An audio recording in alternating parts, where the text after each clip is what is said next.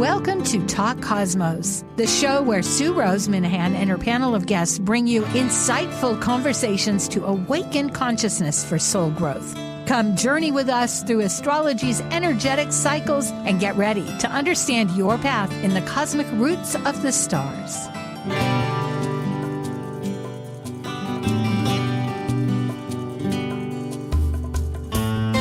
Hello, everybody. I'm Sue Minahan, and this is Talk Cosmos. Today is October 27th, 2024.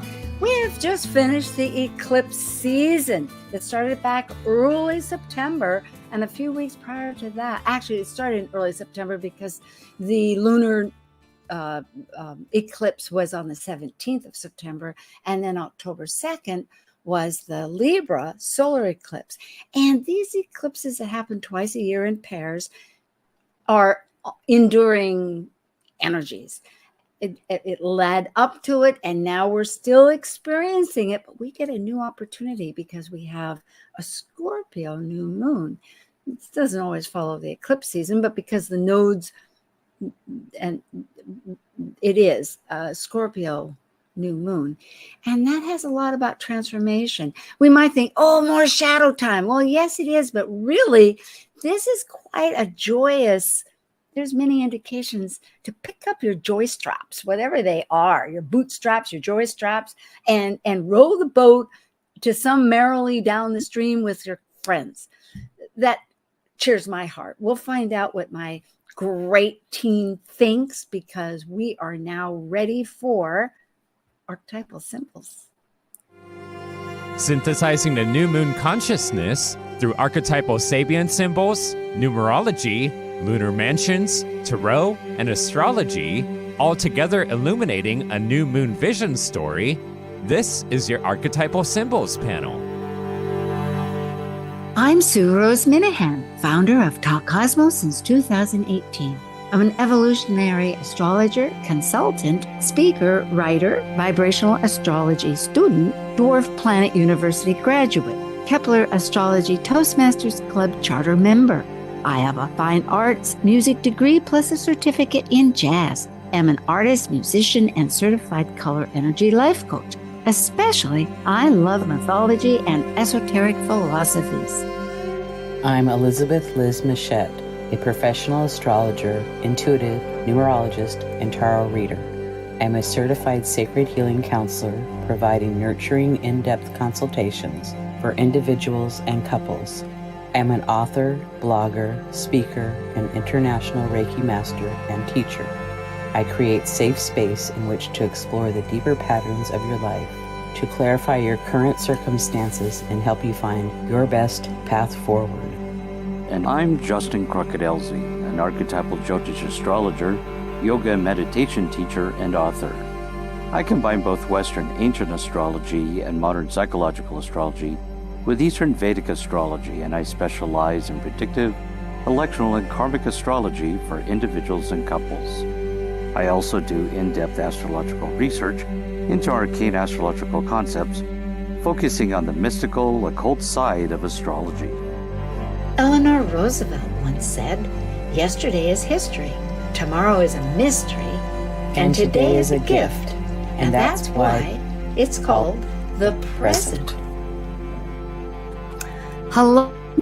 I think I just blipped out and in. I'm changing my cameras. It didn't work so well.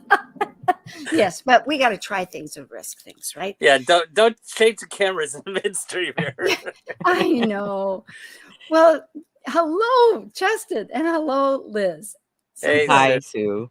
We had a bit of a break here, not for any good reason, but just because of the calendar, or so it seems. Maybe there's just been a lot of changes. Let's see what 9 degrees Scorpio new moon. And, I came up with inventive camaraderie actions because the Sabian for the new moon seems to indicate that. So I thought that's a good lead. Let's see if it can work. I think it has a lot that we can build on, but we'll find out.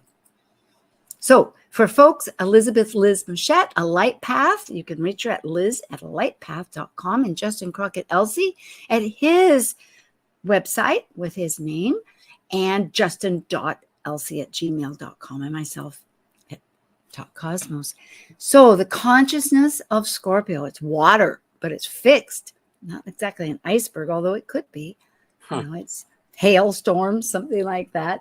It keeps things refrigerated, but it has purpose. Like, just think of up at the tundra, up in the Mead, up in the northern areas. They keep finding relics, the people. I didn't really want to start off this way, but really, ice has great enduring factors. Yes. Yes, absolutely. Yep.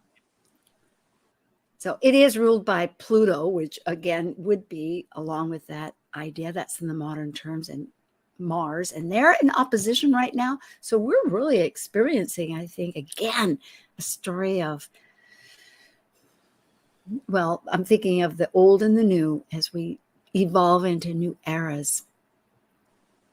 Absolutely. Yep. So it's power, powerlessness, soul growth, regeneration. And of course, it has everything to do about the cycle of death and rebirth. Sexuality, too, that has a lot to do with rebirth and birthing and rebirth. But it is a very important part of Scorpio and of humanity. So we bring it up. And on the shadow side, it's secrecy, because it is one that doesn't want betrayal. You know, death is a looming reality of that is in the consciousness.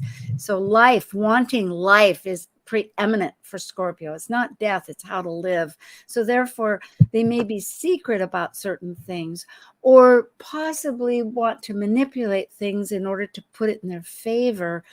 But that's pretty human too. It just depends on if it's deceitful manipulation, or if it's just merely manipulating a tool to make it work right.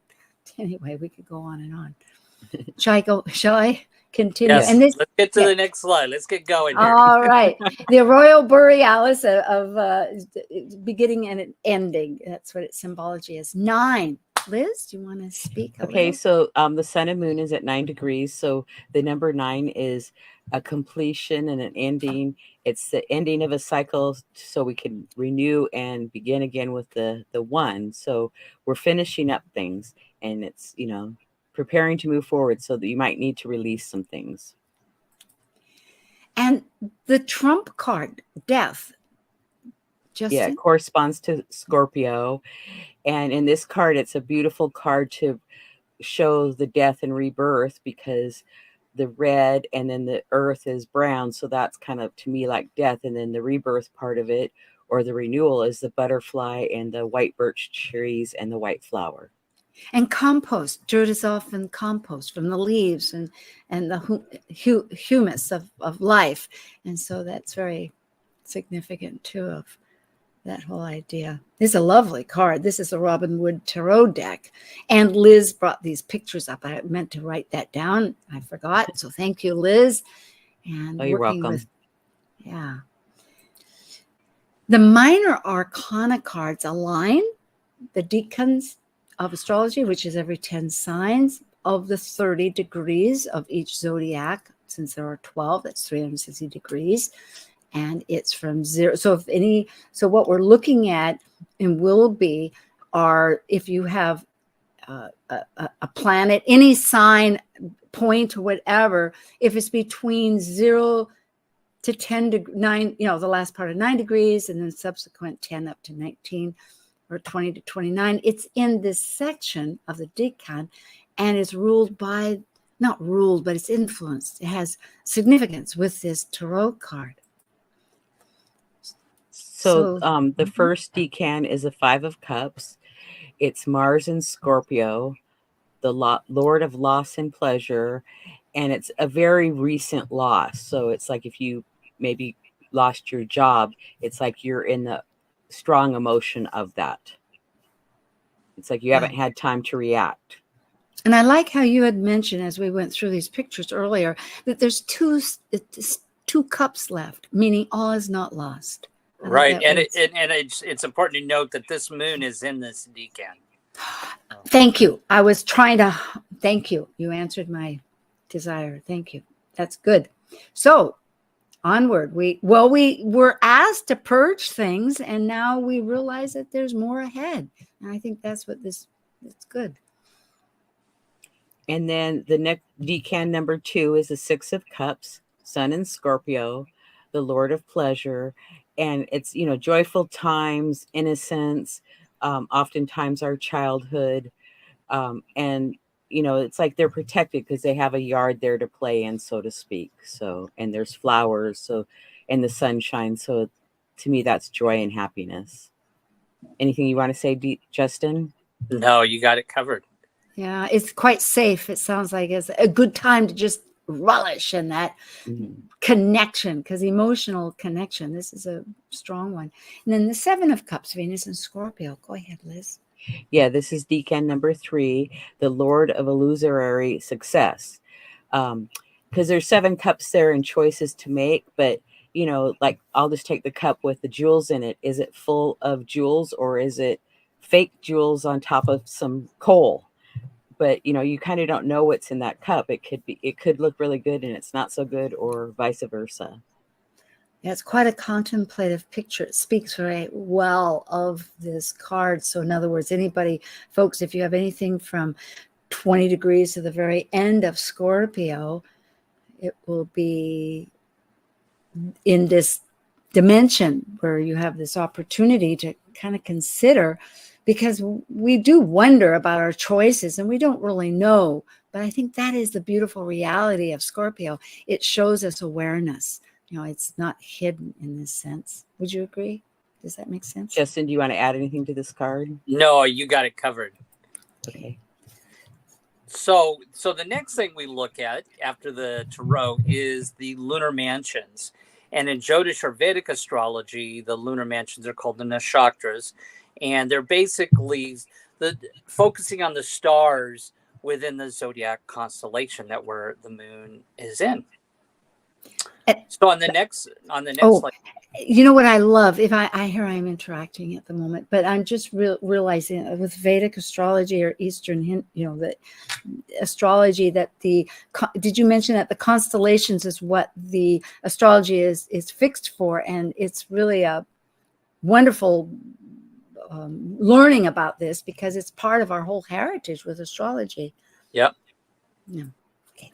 So before we talk about this a little bit, I just want to tell people a little bit about how to think about the nakshatra and the pada.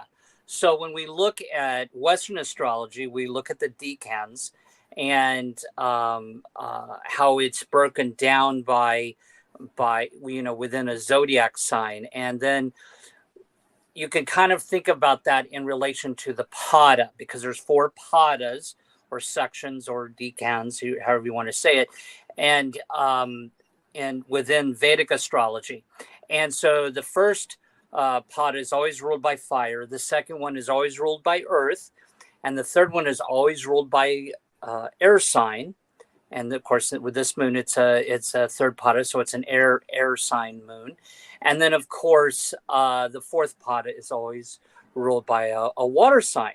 And so we call these Navamsa. And so for this particular one, this is in the nakshatra Swati in the third pada. And the Navamsa is Aquarius. And it's called the self-going star. The ruling planet is Rahu, which is the north node. And the ruling deity is Vayu. Vayu. And this is the god of wind. So when we look at the gods, elemental gods, this is the elemental god of wind. He was the purifier. And so we're going to see how some of this relates to the Scorpio moon here. He's the purifier and represents divine breath or messenger of the gods or divine breath of the gods. And the symbol for this, one of the symbols, is a blade of grass blowing in the wind. So what we see here, the basis above is wind that needs to move in different directions, and as below is changing form. So this is about learning information and really the power to disperse or, again, transform. So with this Scorpio new moon, what we see here is an element of transformation, but it has a wind effect or air effect to it. So we'll see that when we get into the Sabian symbols today. I appreciate this so much. A blade of grass just needing to blow in the wind. That's right. It's a very independent nakshatra. So there's a lot of independence or individuality associated with this. Thank you. And it's a wonderful picture too. Yeah, that's the god of value. Yeah.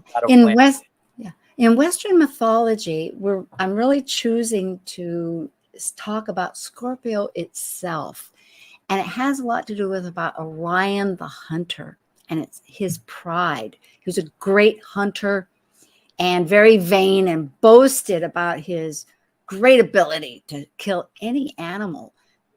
And Artemis is a goddess, and the goddess of hunting goddess, and also part of the moon, related to the moon a great deal. And but Zeus and Gaia, they heard this, and Gaia just decided this wasn't going to work, to have some human run around and kill off every animal. And she sent Scorpius, well, anyway, the scorpion to sting. It was a huge scorpion, and they had a great battle. And it did kill Orion. And they became mortal enemies, therefore mortal. I mean, he did die, although they're both put up in the sky and at different spots of the heavens. They never are, one is never rising at the same time. And Scorpio is always chasing Orion. So what does that mean? It is, again, that transformation. And it is really to do with the fact that to have hubris, not to expound our own self, and not in relationship with the natural world, that we're all part of the one. And also and not to overlook what nature can do, because Mother Nature, as we know, has the last say. And it's beautiful, I think, how all of this with Scorpio falls into this particular moon, because 9 is completion. There's always a new beginning. It's of cycles. The Death card is also indicative of that rebirth of new opportunities to recognize how to relive again. And the Nakshatra Swati, this whole idea that there's movement in different directions. It's not just a choice, but it's in your inherent need to, as it said, power to transform and disperse. So thank you. Oh, and these are the constellations in the sky. They're a little bit elaborated, but the stars, for instance, and you can see it has a stinger with 2 stars there. And Antares is the heart. It's a royal star. There's 4 of them. And it's a scorpion's heart. And Mars happens to be called Antares, the rival, because they occult at times. And in fact, Antares is occulting the moon at this period that we're in, since October 2023 until August 2028. Every month around the globe, it's been occulting. And it's a constellation in the summer. Okay, Sabian symbols. We're going to do 4.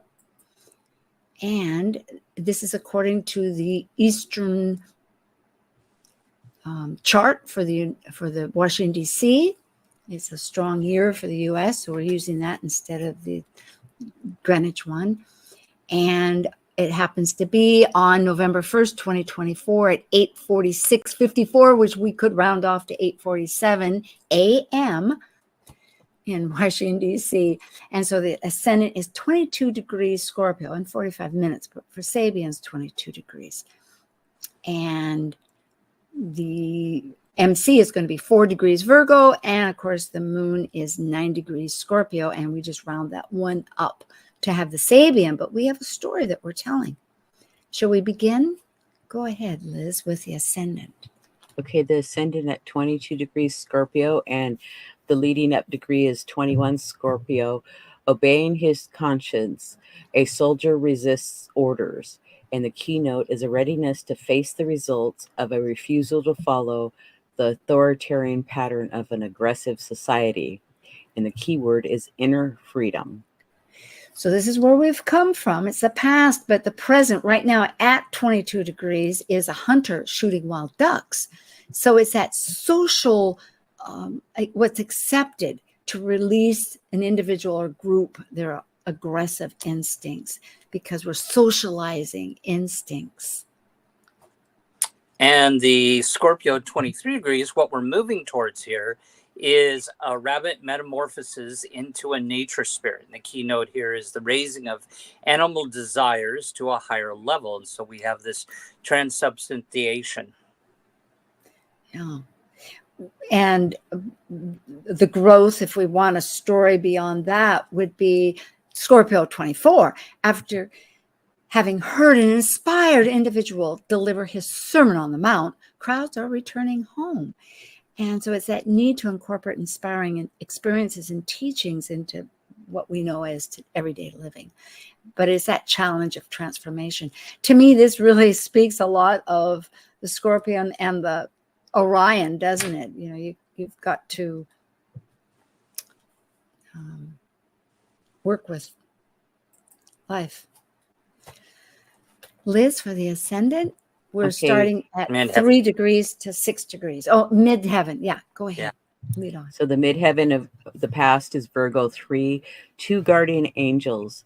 And the keynote is invisible help and protection in times of crisis. And the keyword is strength within. You want to do the next one? Sure. And then where we're presently at in the moment, the image here is black and white girls playing together happily.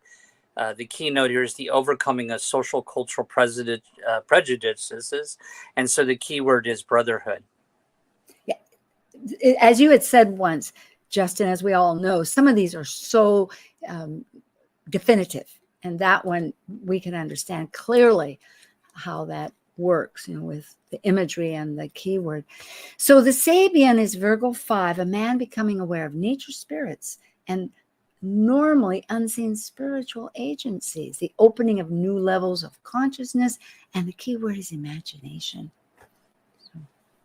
And then the future is Virgo 6, a merry-go-round. And the keynote is the first experience of a dynamic intensity of life process and the possibility of using them to reach characteristic ego satisfaction. And the keyword is an objective approach to the life force. Now, this is the MC. This is the sun and moon for the entire chart at 9 degrees Scorpio. So the one earlier is 8 degrees Scorpio, a calm lake bathed in moonlight.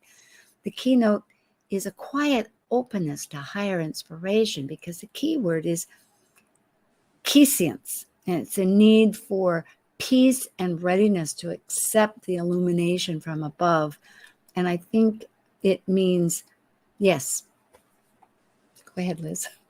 Okay, and then the present is Scorpio 9, a dentist at work. The keynote is overcoming the negative results of social practices and ego cravings. And the keyword is inventiveness. Life in society perverts, repairs, destroys, rebuilds, thus compelling humans. And then what we're moving towards here with this moon is a fellowship supper reunites old comrades, the overtones of human relationships based on a community of work or experiences. And so the keyword here is comradeship, basically that community. Yeah, it's important. I love how the script goes on to explain that it is these links of our consciousness that by sharing experiences that we build everything.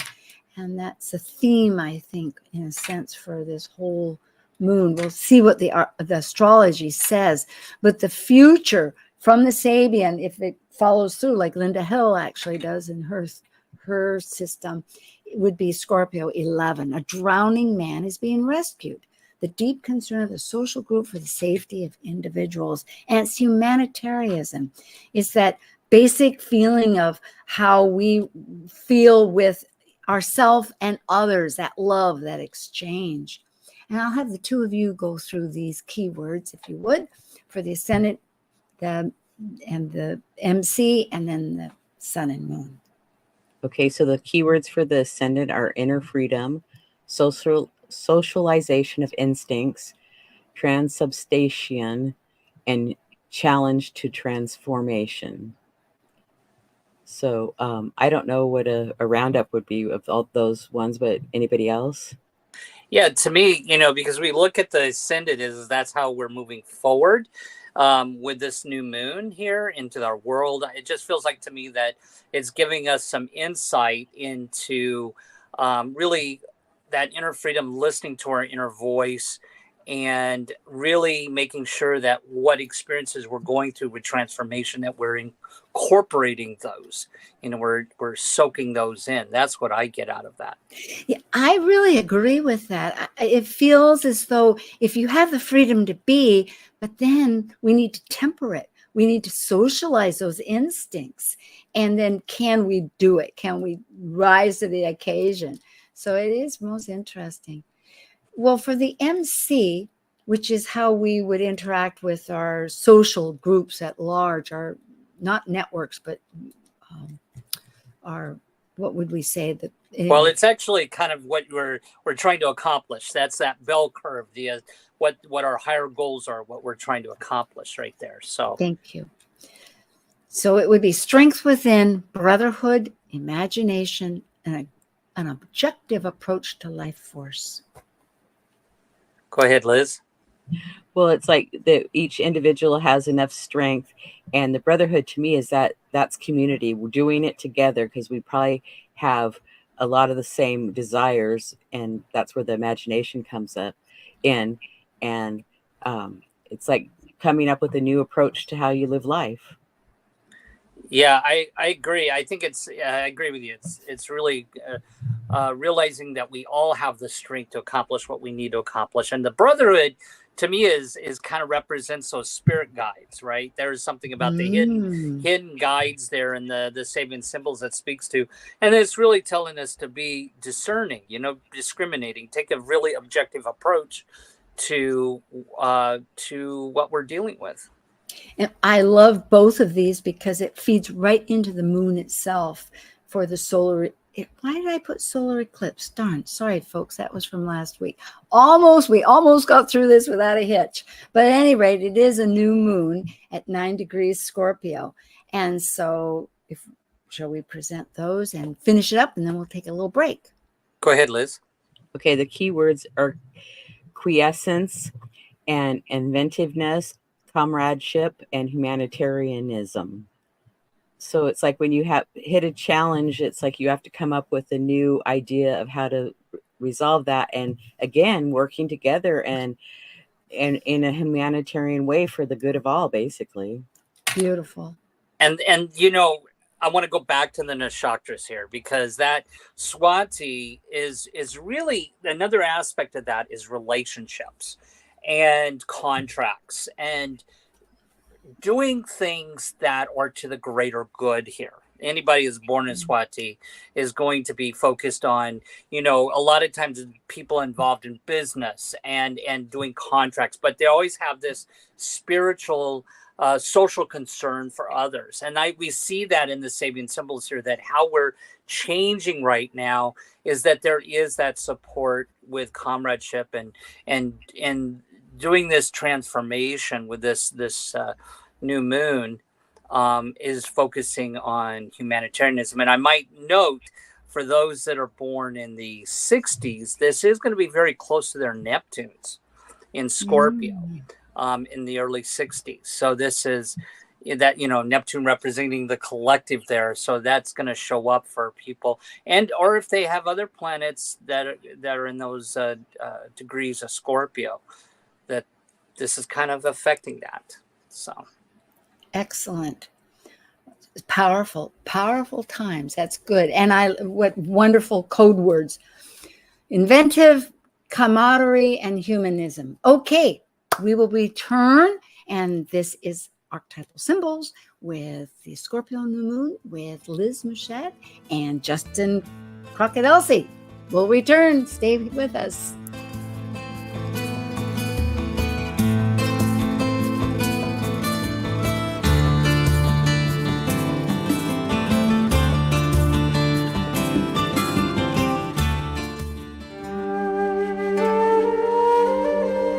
While we take a break from this week's edition of Talk Cosmos, let's take a look at this cycle's archetype.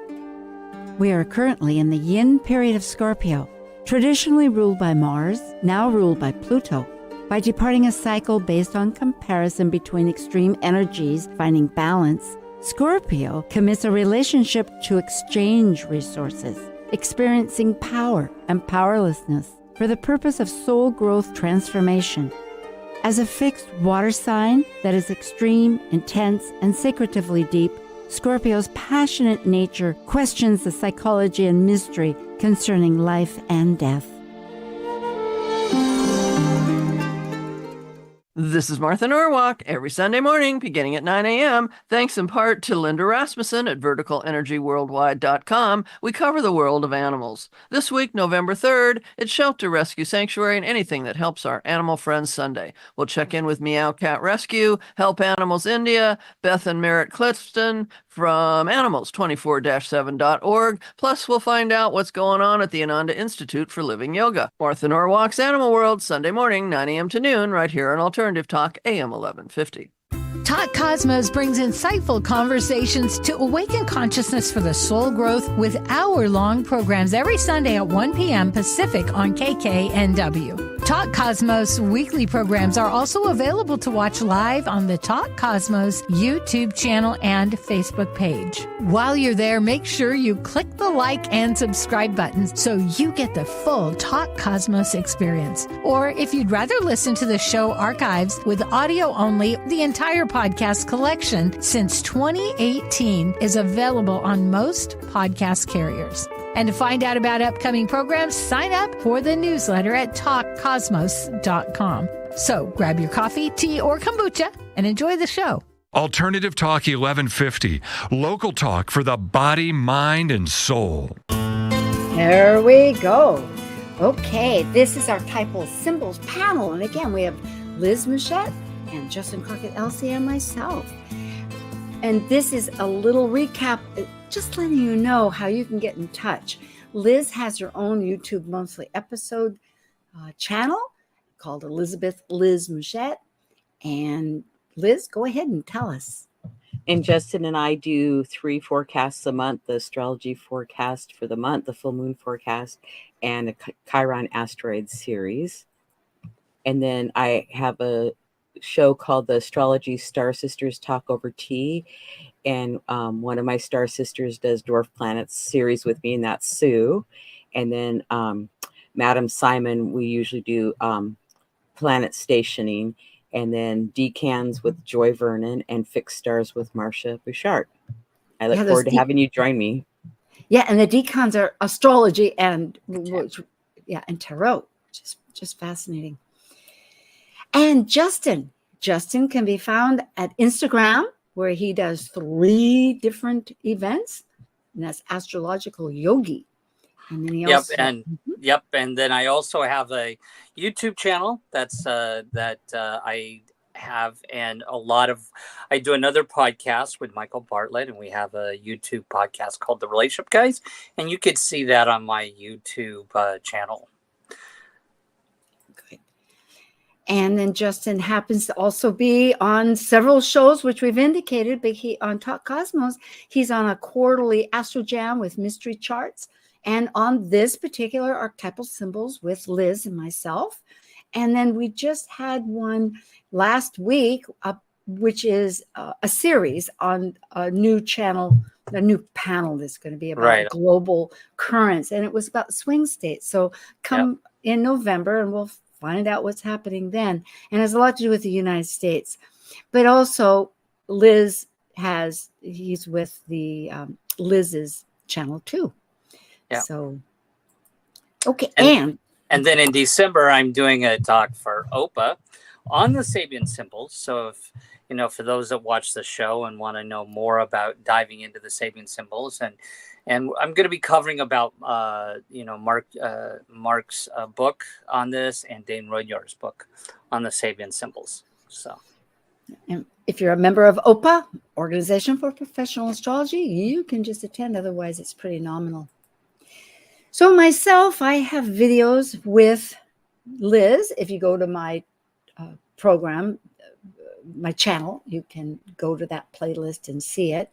And otherwise, this is just a recap of, we have a vibrational, good vibrational that tells about the entire fall season. It's fascinating.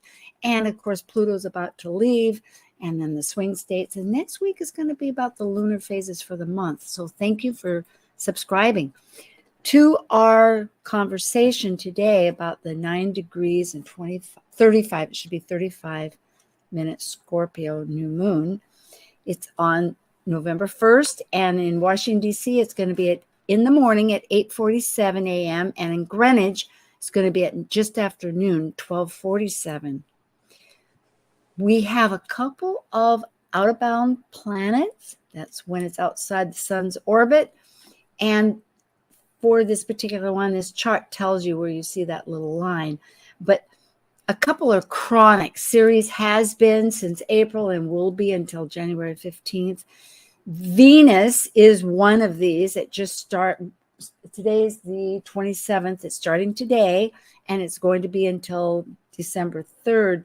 The moon for 10 years goes off and on, but in November, it'll be from the 3rd to the 8th and the 17th to the 20th. It's more emotional. What does that mean? It means that we're thinking more purely and energized and off the rails, maybe, in that particular archetype. So if you have a chart, you might see what it's doing. And Mercury, it's going to be most of November. So can I just, if we go back to that for a second, I just want to point out that's actually right at the election time for the moon and Mercury. So really, it's really, people really got to be aware of their emotions and their communications and their thinking of that time, because it could, like you said, go way off out of bounds. It could just react in many different ways. I mean, so it's something just to be aware of. It's Our emotions true. are going to be really out of bounds at that point. Yeah, it's true. Maybe we can express a better story of our lives, I hope, on the better side of it. Meditation. Yeah. Meditation. Be gentle with yourself and others.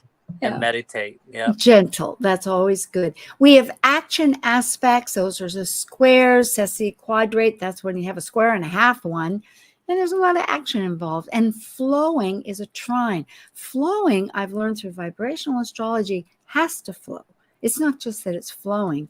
It needs to flow. It's like that river. It doesn't want to stop. It wants to flow. So I think that's a new concept to put in your hat about a trine. And sextiles, they connect things. They're like a syntax. They put things together. Yes, Justin. And no, I love your description there, and I just want to, and I know Liz, I love how she always talks about the squares as needing to take action. One of the things that a lot of people think when they read a lot of stuff on the web, that trines are a good aspect or sextiles are a good aspect, but actually, because they can go either way, that the trines or sextiles could be for either negative or positive. So it's how we work with that vibrational flowing energy. Yeah. It's very important. I love this. It's a big reason why I wanted to do Talk Cosmos in the very beginning, was to get away from cliches. It's so easy for us to consider that action means it's going to be aggressive against. It's just assertiveness. And that flow, interestingly, there are researched examples that Linda Barry, who I study with, did where people were quite aggressive because they had to have the flow going. So good point. Like a fire trine in the chart, right? Well, and if you try to stop the flow, it's like there's a lot of energy and then it just busts forth. Right. So the new moon is a seed point. Once again, it's always that opportunity. We have quite a few periods of days afterwards where you can really set your intentions. And that's the clarity we're hoping draws a picture for you and for each one of us to come up with. It is on the 1st of November once again, and in the morning we've got the charts for it. So there's a few retrograde planets still, because the outer ones last for a while. It's Saturn, Uranus, and Neptune. And this is just a general chart that shows where they are for the Eastern. The sun, though, the sun and moon don't have too many aspects. Liz, do you want to comment? Well, they have a few. So they have a sextile to Ceres there, and then a trine to Saturn and Nessus, and a sesquiquadrate to Neptune. So, with the trine and the sextile, it's like it wants things to move and flow, but will it? Are you going to resist it? And that sesquiquadrate is, just informing the whole situation, basically. And conjunct Haumea, it really just wants rebirth. That's what the goddess of Hawaiian goddess is that it's that cycle once again, like Scorpio in a sense. It relates. So we're in this whole terrain of growth, new growth. Yeah, I think what jumps out to me here is the trine to Saturn, because Saturn being a malefic, or really calling us to really pay attention to those lessons here. I think there's definitely an easy flow for transformation here, and really paying attention to anything that may be trying to limit us or come up in us, block us, I should say, especially emotionally, because this is a water trine right there. Yeah, and what's at the root of it? Because Saturn wants to get, according to what I've been learning, it wants to get to the very bare core of something. And interestingly, this is really the sun moon, the major aspect, yes, of the whole dynamics of this moon. Mars is a big player also with this chart. It's because it's going to be retrograding in December. It's slowing down in Cancer. Right now it's 29 degrees Cancer, and it's not going to go in. It's going to retrograde. It's going to enter Leo and then retrograde and stay a lot in Cancer. So it's this ongoing opposition with Pluto. And at this moment, it has a T-square with Juno of relationships and marriage, and what alliances do we have? And it's a rebirth. So we're really focusing on making actions to shift things up a little, quite a lot. Well, and it's kind of a loose grand cross if you added Hygeia and Eris in the mix too. So then it would be even more strong with those. Because it's our health with Hygeia, and then Eris, basically she wanted equality and fairness. Yep, all inclusive. So if it's left out, I almost put, yes, good point.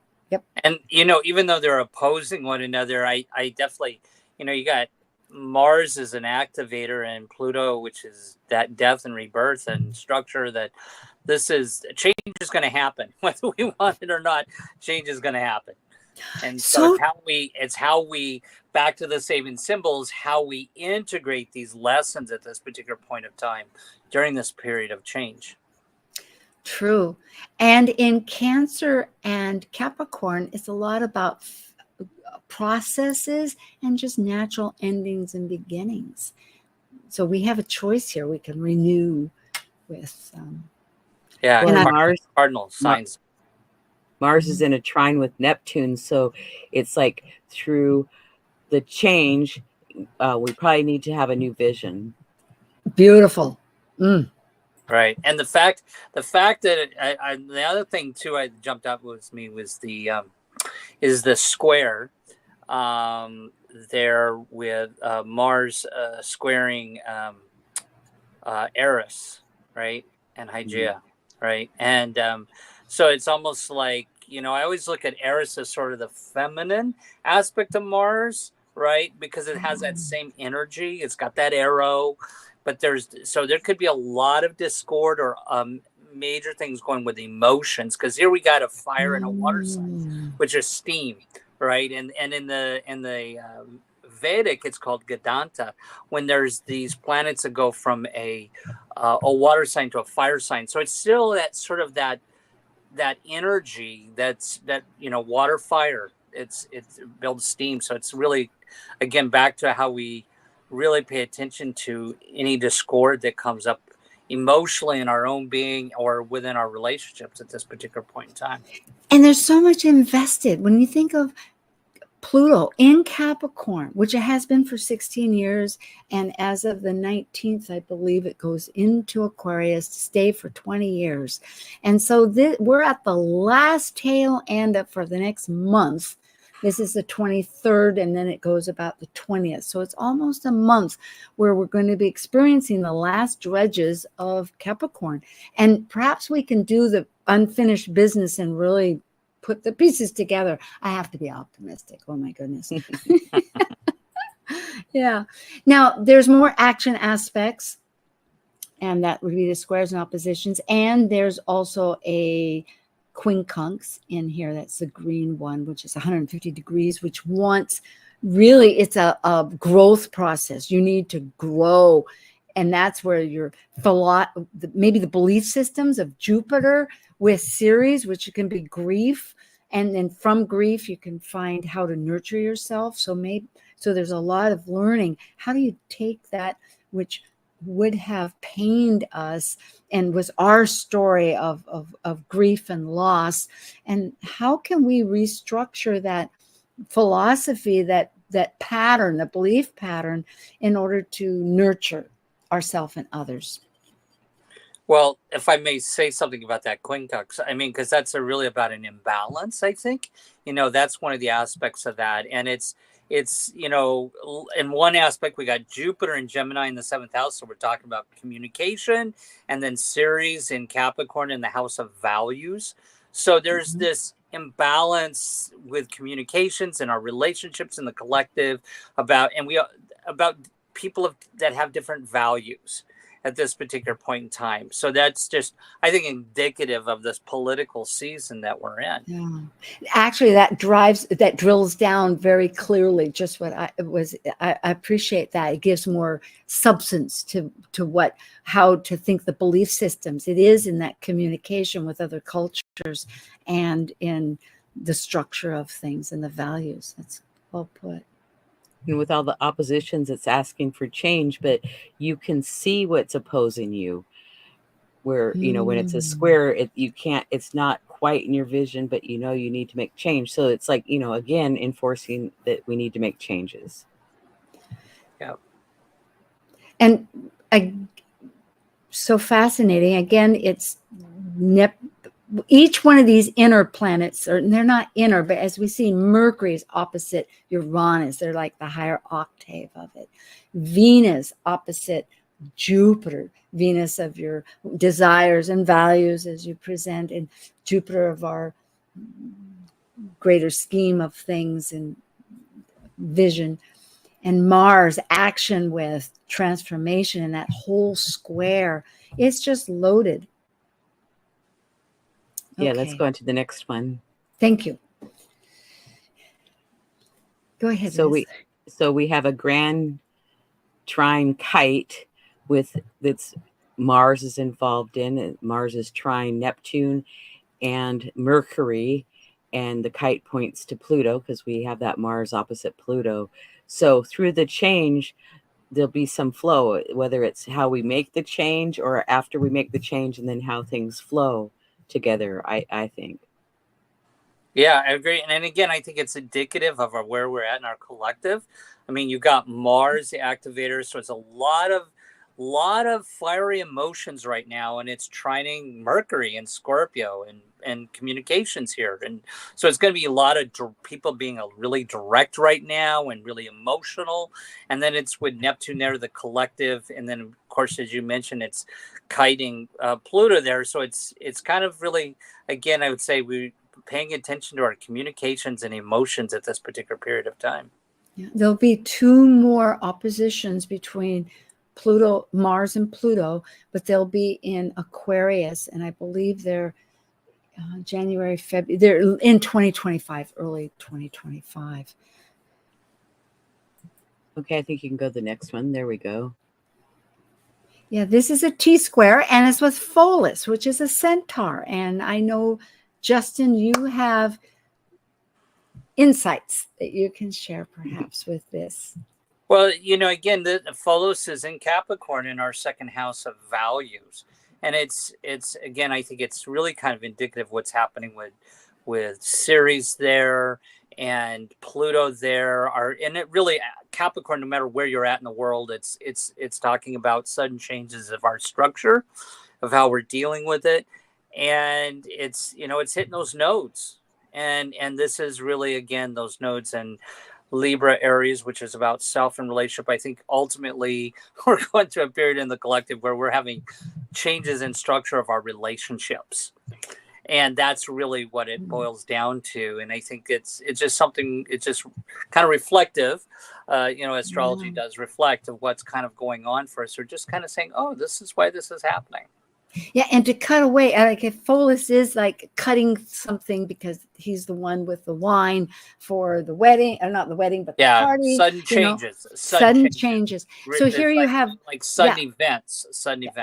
And the South Node, which represents what potentially we're familiar with and we want to release what isn't working part of it. And that could be what relationship our hearths, like what is it that we value of our hearths, that in maybe getting a new vision, to use that word that Liz brought up with Neptune, because it's, there's a conjunction there.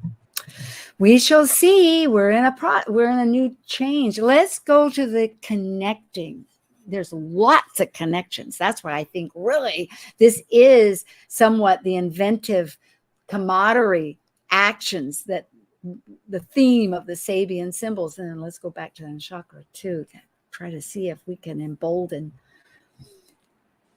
Yeah, a lot of the planets are making sextiles to other planets. So even though there's some, a lot of change going on, to me, this is just supporting us to make the changes, and that the outcome will be good. Yeah, I agree. Mm-hmm. Yeah, and to enjoy, to connect, to see what builds from that, right? Because a connection is like 1 and 1 makes 2, 2 and 3. Sometimes it makes more than what if it's abstract, not just a literal sense, it produces more. Like, so there's many. I'm not sure which one might stand out the most. I think Jupiter and Chiron are pretty important to me. There. Well, and I think we'll go to the next slide because the next two are pretty important. All right. So this one has more. This one's more trines, and a trine in water and a trine in earth, but one of them's just moved over to be out of sign. But basically, it's an earth and water, 2 trines. So trying to ground us in, but then we're moving to a lot of fire and air energy. Looks like a Star of David. Yeah. So it's kind of like the last thing of what's trying to ground us and be easy energy, just so to speak, and to move us to be, get kind of moving in forward directions. Like Swati. Yeah. Yeah. It's like, okay, but you kind of sat back on your heels. Now it's time to get moving. So the mystical rectangles, I love mystical rectangles. And it seems like lately we've had quite a few of those. And I always think of them as a doorway opening, a gift. Now, what's that gift? Is it, something positive, or it's something that's not so positive? It can be either way. Kind of like the 7 of Cups there of Scorpio, where you didn't know, you could looking at illusory. But the mystic triangle also has this point of Thales, I recognize, which is again a very constructive energy. And here it would be Chiron as a point, and is one of the points, and another point is Neptune. So, and Pluto, so Mars. In fact, most of them are. They're really working in a constructive energy. Well, and through all the change that we're going through, that there'll be some gems at the end. Yep. Yeah. Well, thank you. Thank you. And I look forward to coming back next month and seeing everybody. Well, spend time with your dear ones, whether it's us powwowing a little bit or whether it's your favorite whoever, because according to the camaraderie, that's going to build us up to get through what you said about the moon and some of these. Use it in our favor, right? Yes. Bye for now, and next time. Thank you. Very good. Blessings to everybody. May you breathe and be good in this fall time that we're experiencing. Blessing. Thank you for joining an insightful conversation on Talk Cosmos, the show where Sue Minahan and her panel of guests awaken consciousness by connecting soul growth patterns with astrology's energetic cycles. Be sure to tune in next Sunday, 1 p.m. Pacific Time, to continue your journey through the roots of the cosmic pathway.